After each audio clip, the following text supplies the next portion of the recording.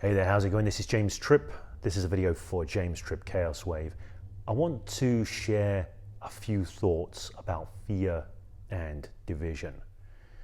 Now, it seems to me at the moment, and maybe this is just my perception, but I think it probably isn't, that there seems to be a lot of fear and division and polarization in the world today. It seems there's more polarization than at any point that I can remember in my life. Maybe I wasn't paying attention so much when I was a kid, but it seems very much to me that this is the case. It seems there's a lot of anger as well. A lot of people looking across divides and sort of shouting at others. And I think, I know people in my own life who come from various different perspectives, and a lot of them are very angry at the moment about various things. Now, I've got this sort of thought, this idea about coming from the consciousness that you want to see in the world, okay? Living from the consciousness that you want to see in the world. Now, this is purely me. This is purely my biases. What I would like to see, if somebody said, James, what kind of global consciousness would you like to see? I know this is a nebulous term, but bear with me here. What kind of global consciousness would you like to see?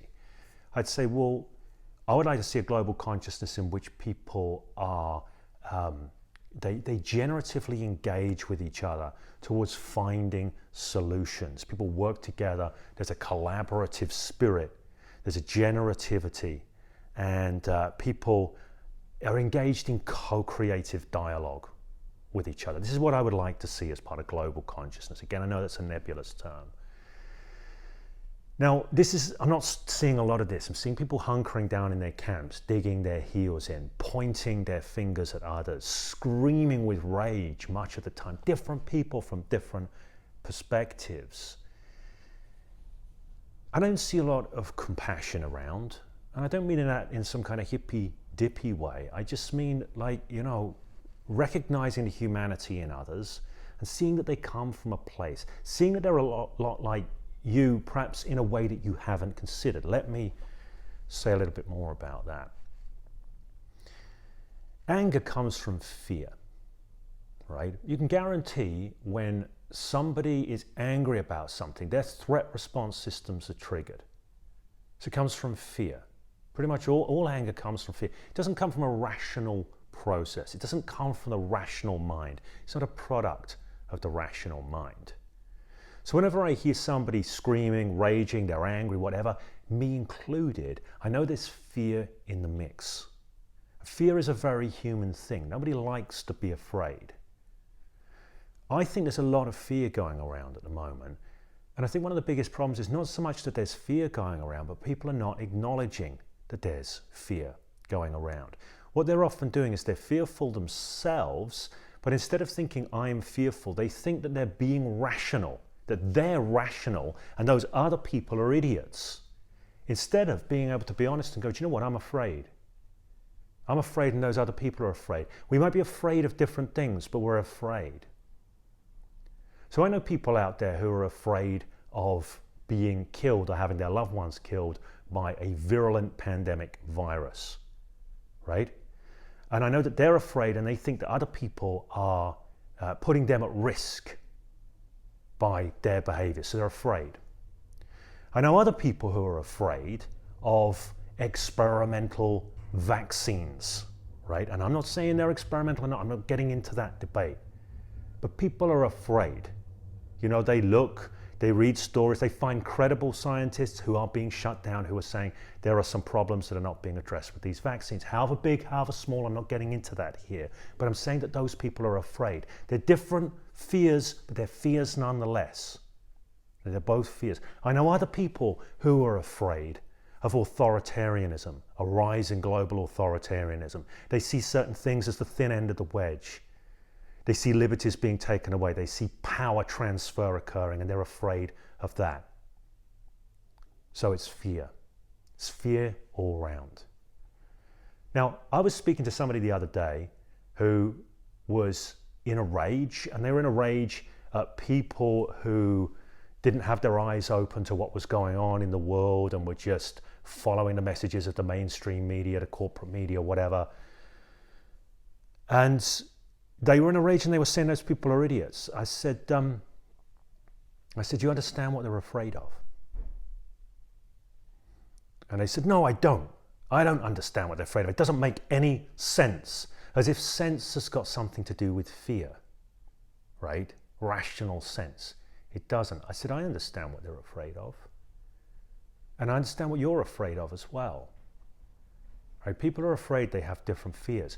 The problem comes about when they think that their fear is somehow rational and justified, and the other person's fear isn't. It's just idiocy. Right? But here's something to be aware of. No fear comes from a rational process. It does not. It may be rationalized after the fact, but fear is not a rational process. It's not like this person's fear is legitimate because they've got some grasp on reality and that person doesn't. Fear is fear is fear.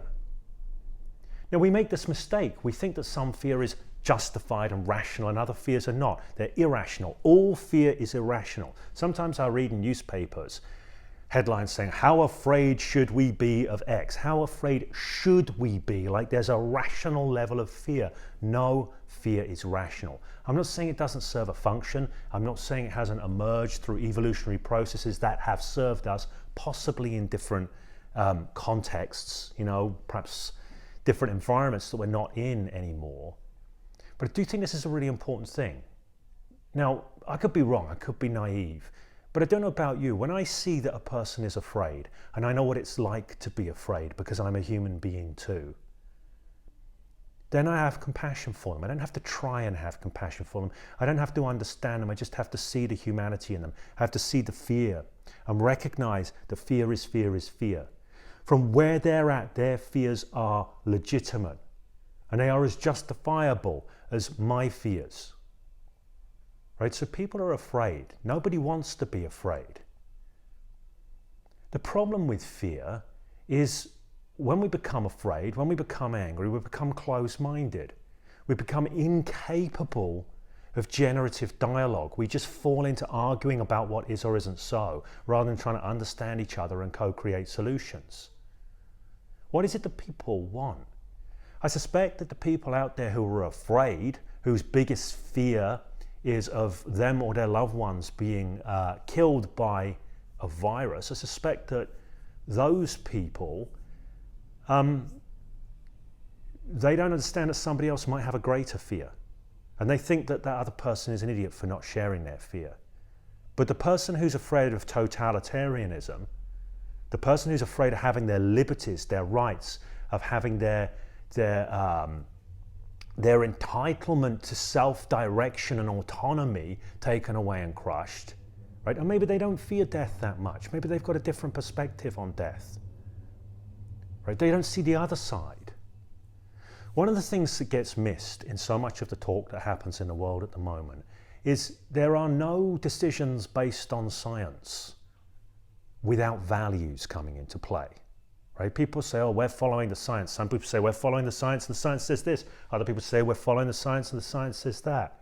But people are coming through values all the time, values and anti-values, fears and desires. This stuff is deep in our unconscious soup. It is not a product of our rational mind. If we stop acting like our fears are rational and other people's fears are not even fears, they're just irrational idiocy. If we stop doing this, maybe we can open our minds. We can start to look at what we all want. Because the fact is, this is what I was going to say, and I lost my thread on this, right? I get it that some people that they're afraid of being killed by a virus and having their loved ones killed by a virus. I get that. Those people probably don't want massive authoritarian solutions either, but they're in panic. So they go, action's got to be taken. So we want people to put their foot down and put these bad people in their place. Right? Of course, if that machinery of authoritarianism turns on them next, they would be less keen on that. Do they really want people to be less free in the world? They probably want idiots to be less free in the world, right? But that's that thinking again of there are idiots and not idiots rather than just people with different values occupying different perspectives. Seems to me the most important thing, or it's not the most important thing, this is just what I would like. I would like people to be able to look at these decisions and make an effort to understand other people, where they're at, where they're coming from, where their concerns are. Make an effort to suspend judgment. Now I know there'll be people who are deeply embedded in their rage saying, no, that's wrong, we have to fight for what's right and all of that. I understand that. I understand that. I'm not saying that shouldn't be so. I just don't think it's very generative. Don't think endless combat is very generative. People have amazing minds. Each one of us is possessed of a powerful adaptive intelligence. We can be excellent at problem solving. We can be excellent at collaboration. If we can stay out of anger and rage, which narrows our mind, narrows our perspectives, who does their best thinking when they're angry? Who does their most creative thinking when they're angry? Right? It's funny when people get angry because the quality of their thinking goes down while their certainty goes up. Right? It's nuts, isn't it? People feel more and more right and more justified the more angry they get, but the quality of their thinking drops. Their ability to create new solutions, new ways through, falls away. Does that make any sense? I don't know who's going to watch this video. I'm sure it's going to be reasonably divisive, but I'm just sharing it because it's something that's been on my mind a lot. If I think about coming from the consciousness that I would like to see in the world, is a consciousness that's about having some understanding of others. It's a consciousness about being able to collectively evolve our understandings of things so that we are more able to create adaptive, empowering, nourishing solutions for everybody. But maybe I'm just kind of like an old hippie in that respect. Okay, so if you've got any thoughts on this, please do make use of the comment section.